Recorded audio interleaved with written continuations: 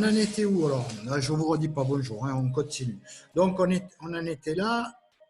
Ah merde, il faut que je remette le truc là. Et oui. Et voilà.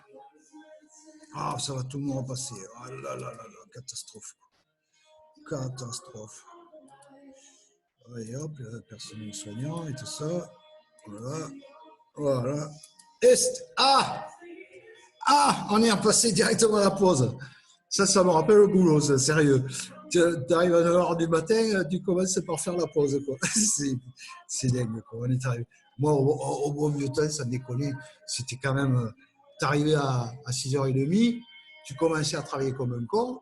Et après, vers 9h, 9h30, 10h, là, tu l'attendais avec impatience, ce moment-là. Là, tu sortais le pâté, le sauciflard, un petit canon, et là, tu rigolais avec les autres. C'était le top, quoi. Tandis que là, maintenant, tu arrives à 9h, j'ai pris un thé, t'as amené les croissants. Oh, c'est trop ça. Bon, allez, passons. Bon, sinon, je vais me faire bloquer. Donc, on est à l'entracte, et oui, on commence par l'entracte, désolé. Allez, on continue. Question 3C. Comment se nomme l'ensemble des disciplines étudiant le système nerveux, tant du point de vue de sa structure que de son fonctionnement, depuis l'échelle moléculaire jusqu'au niveau des organes comme le cerveau, voire de l'organisme tout entier? Eh bien, si vous voulez relire, vous faites pause, parce que mais moi, je vous expliquerai pas. Attention, je mets la réponse. C'est les neurosciences. Et je ne sais pas ce que c'est, les neurosciences, moi. Ça, c'est pas mon domaine, hein, ça, du tout. Bon, 7 points. Eh ouais, complexe. Bravo, vous avez deviné qu'il s'agit pour moi d'une question complexe. Ah bah oui, ça c'est sûr. Qu'est-ce que c'est les neurosciences alors? Neurosciences cognitives. Ah oui, ça, cognitive, je connais. Parce qu'on en a besoin pour l'automobile du futur, là, vous savez, le véhicule qui se conduit tout seul. Là. Ensuite, les neurosciences cognitives et l'imagerie cérébrale. L'imagerie cérébrale, ça, je ne sais pas trop ce que c'est, mais je vois bien ce que c'est l'imagerie. Allez, neurosciences comportementales. Ils te font le comportement et tout, les neurosciences. Ouh, les neurosciences computationnelles. Ouh là, ça, c'est pas un joli mot, je ne sais même pas ce que ça veut dire. Neurosciences des systèmes. Ça, je suis champion des systèmes. Ça, je maîtrise. Il n'y a aucun problème. Neurosciences sociales. Ouais, ça, je fais que ça, du social, moi, donc ça va. Allez, on m'efface tout ça. Ah oui, ben, forcément, les autres réponses, ils mettent trop pour visiteur. Allez, on continue. Comportement général face au choc et au problème. Comment gérer ce projet? Alors là, mon petit gars, je vais te l'expliquer de ce pas. Parce que ça, même si je ne suis pas champion du monde, je sais ce que c'est. D'abord, il faut commencer à nommer un pilote. Oui, et ça, le pilote, c'est indispensable. Parce que s'il y a un projet sans pilote, c'est comme un avion sans capitaine ou un bateau avec des rigolos à bord. Hein? Donc, il faut un pilote. Il m'a parachuté un pilote. Alors, un pilote, ça se fait pas trop de nos jours, mais c'est ce qu'on va mettre dans 4.0, c'est un binôme. D'accord? Un binôme, ça peut être 2 hommes, 2 femmes, une femme, un homme, enfin, il faut qu'il soit complémentaire. Tu vois? Comme un couple, complémentaire. Il y a un truc qui s'emboîte, quoi. Non, je veux dire que ils compensent les trucs de l'autre, quoi. C'est ça que je veux dire. Hein. Tu as compris? Oui. Bon, et donc, et en même temps, ils sont au courant, tous les deux. C'est comme ça, s'il y en a un qui se casse la gueule, ou qui chope le coronavirus, l'autre, il continue quand même à piloter le truc, tu vois. Voilà. Bon, donc ça, c'est le pilote. Après, il faut qu'il se fixe des principales étapes. Poum!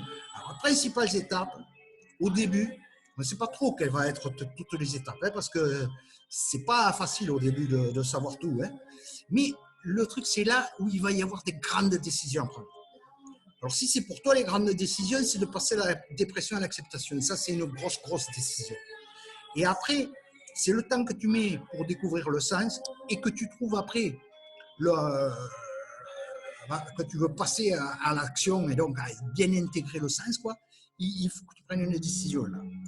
Et après, bien sûr, tu as une autre grosse décision quand tu arrives en B, mais ça, c'est l'objectif, quoi. Et parce que là, après, tu vas passer vraiment, vraiment à l'action, quoi. Donc, et sur un projet, c'est pareil. Dès qu'il y a des grandes décisions à prendre, il vaut mieux mettre une étape. Et donc, voilà. Mais pour tout ça, il faut bien s'organiser, et ça, on est bien d'accord.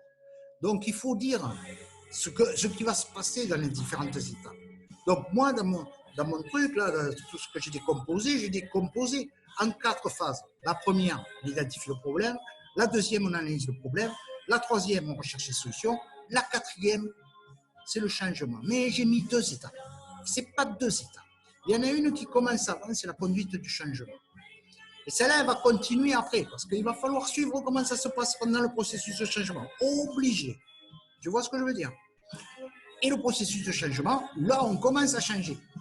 Mais on commence à changer avec une certaine stratégie. Parce qu'on ne peut pas tout changer du jour au lendemain et on ne peut pas tout arrêter non plus pour dire dans 2 ans, on recommence à travailler. Ça, c'est pas possible. Tu vois? Donc, il faut une stratégie. Et j'appelle ça la stratégie de transition. Voilà. On passe. Parce que tout ça, je vais l'expliquer, mais bien après. Donc, je vais revenir, ne vous inquiétez pas. Embarquer l'équipage nécessaire. Ça, autour du pilote, qui sont au moins 2, hein, les pilotes. Hein. Moi, j'ai mis un binôme parce que ça dépend des projets. Moi, je n'ai pas l'habitude de faire des projets de grande ampleur quand même. Hein. Mais bon, ça peut être beaucoup plus. Quoi. Et s'ils sont capables de travailler en collectif et collaboratif, ça marche. Hein. Nous, on pilote 80 personnes avec une équipe de 9. Quoi. Et ça ne pose pas de problème. Bon, alors on y va. Embarquer l'équipage nécessaire composé de personnes de bonne volonté et optimistes. Voilà, c'est sûr que les optimistes, si tu veux les avoir dans l'équipage et que ça avance, il faut que tu prennes des gens qui sont là. Hein. Si tu prends des gens qui sont là, tu vas à la catastrophe. S'ils ne sont pas de bonne volonté, s'ils ne sont pas volontaires, catastrophe aussi. Il faut qu'ils choisissent où ils veulent aller, sur quel projet ils veulent travailler. Il faut faire ça. Tu as compris? Voilà. Et tu prends juste ce qui est nécessaire. C'est pas la peine de prendre 50 mecs si tu as besoin de 10. Quoi. Tu vas t'emmerder.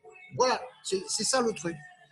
Mais par contre, faut pas non plus faire n'importe quoi. Parce que des fois, tu vois, tu mets 10 experts, ça avance pas. Si tu mets un expert et 9 débutants qui sont motivés pour apprendre et tout ça, des fois, ça paye mieux. Quoi. Des fois, ça paye mieux. Tu vois, les scientifiques aujourd'hui, là, ils nous font chier parce qu'ils travaillent entre eux. S'ils travaillaient avec des privés, s'ils travaillaient avec des trucs, eh bien, je suis sûr que ça avancerait plus vite, quoi. Tandis que là, tu te mets à des grosses tronches qui pensent entre eux, là, et ben, ça avance pas. Ouais, eh oui, je suis.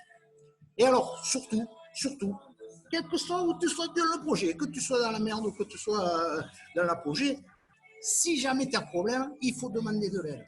Ça, c'est important. Parce que tu demandes à quelques-uns et avec juste une réponse, un coup de téléphone, un truc qui te fait gagner des années-lumière. Je te jure. Donc, il faut demander de l'aide. Le pilote, je te l'ai dit, binôme au minimum. Après quoi? Où on en est? Ben, on a fini.